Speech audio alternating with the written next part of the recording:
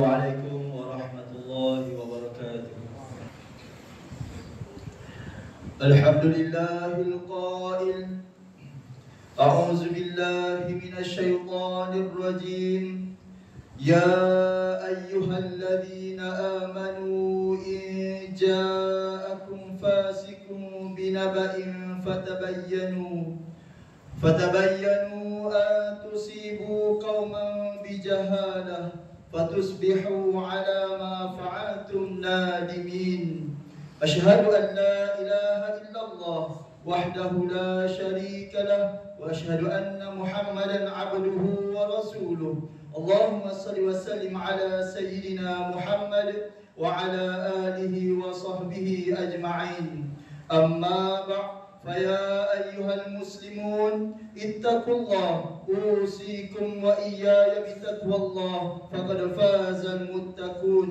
قال الله تعالى يا أيها الذين آمنوا اتقوا الله حق تقاته ولا تموتن إلا وأنتم مسلمون.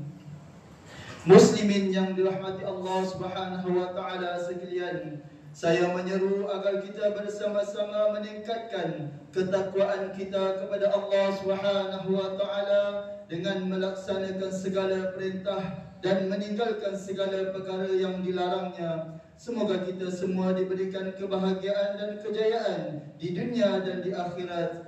Para jemaah diingatkan supaya jangan bermain dengan telefon bimbit ketika khutbah disampaikan. Pada hari yang mulia ini, Mimbar akan membicarakan khutbah bertajuk Klik dengan bijak, waspada maklumat palsu. Hadirin Jumaat yang dirahmati Allah Subhanahu wa taala, umat Islam kini berada dalam dunia moden yang dipenuhi dengan kecanggihan sains dan teknologi. Kecanggihan teknologi global telah memudahkan kita untuk berhubung antara satu sama lain walaupun berada di tempat yang jauh. Penggunaan internet juga banyak memberikan kebaikan kepada umat manusia menerusi pelbagai platform dan talian seperti laman web, blog, media-media sosial dan sebagainya. Daripadanya apa-apa sahaja maklumat boleh dicapai dan disebar dengan begitu mudah dan pantas sekali walau di mana jua kita berada. Tarik sahaja kata kunci pada enjin carian internet. Setiap maklumat akan diingini pasti akan terpapar. Jika dilihat dari sudut yang positif, ia memudahkan kita untuk mencari sesuatu maklumat yang diingini, mengetahui berita-berita terkini, mendapatkan ilmu pengetahuan terutamanya bagi pelajar, mempelajari agama dan sebagainya tanpa ada had masa. Sesiapa sahaja boleh berinteraksi dengan menulis dan berkongsi apa-apa sahaja di dalam maya. Walau bagaimanapun, setiap maklumat yang diingini dikongsi hendaklah dipastikan kesahihannya sama ada benar atau palsu. Maklumat palsu adalah maklumat tidak benar. Ia disebabkan dalam masyarakat tanpa dikenal pasti kesahihannya berdasarkan aduan yang diterima dan dilaporkan di dalam portal aduan Suruhanjaya Komunikasi dan Multimedia Malaysia SKMM pada tahun 2023 sebanyak 450 aduan berita palsu telah diterima dan sebanyak 172 aduan telah diterima dalam tahun 2024. Ini menunjukkan bahawa masih banyak lagi berita-berita palsu yang telah direka-reka dan diada-adakan untuk disebarkan dalam masyarakat. Muslimin yang dirahmati Allah Subhanahu wa taala sekalian, penyebaran berita atau maklumat palsu bukanlah satu budaya yang baik untuk diamalkan dalam sebuah negara yang menjunjungi tinggi Islam sebagai agama persekutuan. Ini adalah kerana tiada manfaat dan sumbangan nilai-nilai murni untuk pembangunan insan. Bahkan tiada keperluan untuk menyebarkan berita palsu kerana ia akan memberi kesan yang negatif kepada masyarakat dan negara. Kesan daripada natijahkan kecelaruan emosi dan ketenteraman jiwa individu, keretakan hubungan keluargaan, terputusnya hubungan persaudaraan, mencetuskan huru-hara dalam negara, penyebaran ajaran dan kefahaman sesat, mengganggu gugat kestabilan politik negara, menghilangkan integriti dalam diri seseorang. Oleh itu, Islam amat memandang berat terhadap perbuatan ini, sehinggalah Rasulullah SAW mengingatkan umatnya supaya berhati-hati dalam menyampaikan suatu berita. Ini adalah kerana ada sebahagian umat Islam yang memandang remeh kata-kata yang diucapkannya, sehingganya tidak menyangka bahawa kata-kata tersebut menjadi penyebab kepadanya terhumban ke dalam neraka. Hadis daripada Abu Hurairah radhiyallahu anhu bahawa Rasulullah sallallahu alaihi wasallam bersabda, "Inna ar-rajula yatakallamu bil kalimah la yara biha ba'san yahwi biha 70 kharifan fin nar." Sesungguhnya seseorang terkadang berbicara dengan kata-kata dia sangkakan tidak mengapa, lalu tanpa diduga dia terjerumus dengan sebabnya ke dalam neraka yang dalamnya sejauh perjalanan 70 tahun. Riwayat At-Tirmizi. Bagi mengekang budaya penyebaran berita palsu atau maklumat palsu ini, pihak Suruhanjaya Komunikasi dan Multimedia Malaysia SKMM telah mengambil inisiatif untuk melancarkan satu program iaitu Klik dengan Bijak. Ia bertujuan bagi membudayakan penggunaan internet secara positif dalam membendung masalah penyalahgunaan internet. Beberapa langkah telah disusun dalam program ini yang boleh membantu mengekang penyebaran berita atau maklumat palsu. Antaranya ialah pengguna hendaklah sentiasa melihat dan memastikan setiap maklumat yang ingin dicari boleh dipercayai atau tidak. Pengguna juga hendaklah memahami dan meneliti apa yang hendak dibaca itu sahih dan ambil daripadanya fakta yang tepat. Pengguna juga harus menyelidik dengan lebih mendalam dan membuat perbandingan daripada pelbagai sumber yang sahih. Seterusnya, pengguna hendaklah melihat daripada pelbagai sudut sekiranya terdapat sekurang-kurangnya dua pandangan bertentangan sesuatu perkara. Hadirin Jumaat yang dirahmati Allah Subhanahu wa taala, terdapat juga portal sebenarnya.my yang telah diwujudkan di mana orang ramai boleh menyemak sama ada berita atau maklumat yang disebarkan dalam talian adalah benar atau palsu.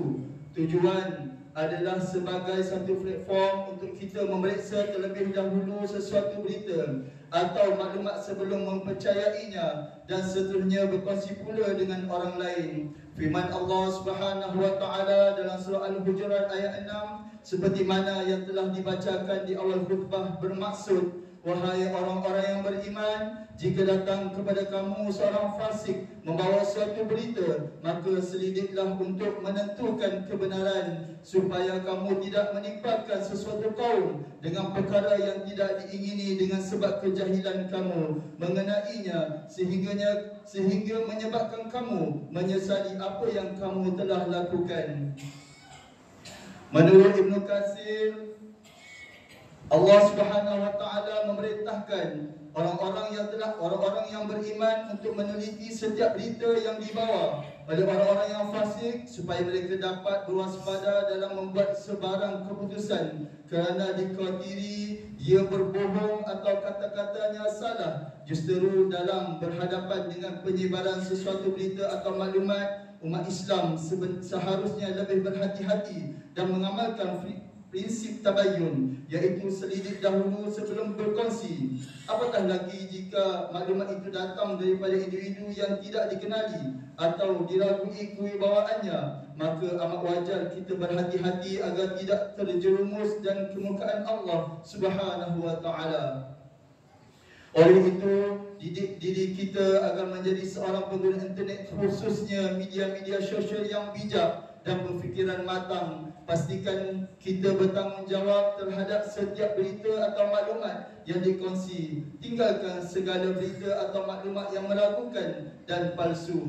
Sidang Jumaat yang dirahmati Allah Subhanahu wa taala, dalam menerima sesuatu berita atau maklumat sebelum disebarkan, rujuklah badan-badan yang berautoriti terlebih dahulu bagi memastikan kebenaran, kesahihan dan ketepatan kerana ada kalanya suatu berita atau maklumat itu deliver sebagai palsu, tetapi ia adalah benar. Sebagai contoh, dalam permasalahan berkaitan dengan penyakit dan ubat-ubatan, rujuklah kepada Kementerian Kesihatan sebagai badan yang berautoriti dalam bidang kesihatan. Jika berkaitan dengan isu hukum hakam agama, walaupun di luar sana terdapat ramai asatizah di media-media sosial yang membahaskannya, tetapi jadikan badan berautoriti agama, khususnya Jabatan Mufti Negeri Selangor, sebagai medan bagi merungkaikan permasalahan yang timbul. Umat Islam berkewajipan untuk merujuk kepada mereka yang sepatutnya dirujuk bagi mengelakkan timbulnya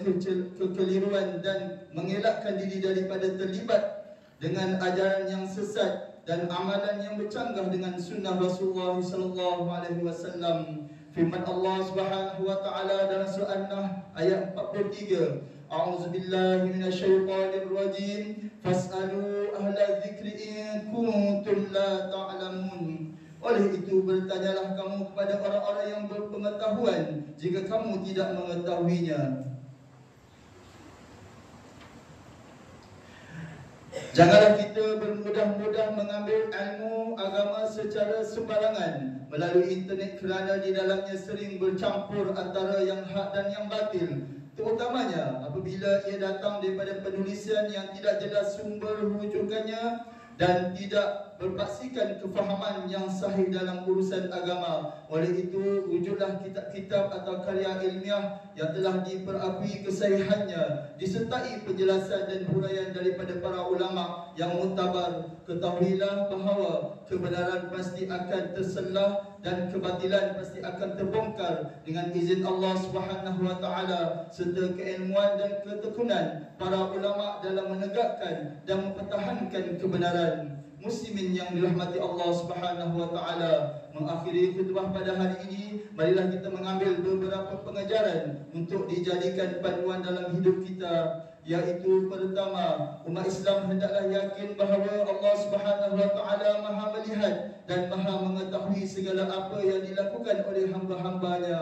Kedua, umat Islam hendaklah menggunakan internet, terutamanya media-media sosial, dengan bijak kerana banyak manfaat yang dapat diperolehi daripadanya. Ketiga, umat Islam hendaklah sentiasa waspada dalam menyebarkan sesuatu berita atau maklumat, kerana ia boleh jadi ia adalah maklumat palsu yang akan memberikan kesan buruk kepada masyarakat dan mengundang kemurkaan Allah Subhanahu wa taala. A'udzubillahi minasyaitonir rajim. ولا تقف ما ليس لك به علم إن السمع والبصر والفؤاد كل أولئك كان عنه مسؤولا.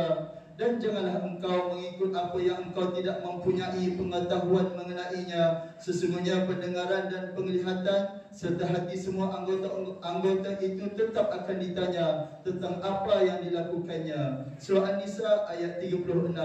Barakallahu li wa lakum fil Qur'anil azim wa nafa'ani wa iyyakum bima fihi minal ayati wa dzikril hakim wa taqabbala minni wa minkum tilawatahu innahu huwas samiul alim. Aqulu qawli hadza wa astaghfirullahal azim li wa lakum wa lisa'iril muslimin wal muslimat fastaghfiruhu innahu huwal ghafurur rahim.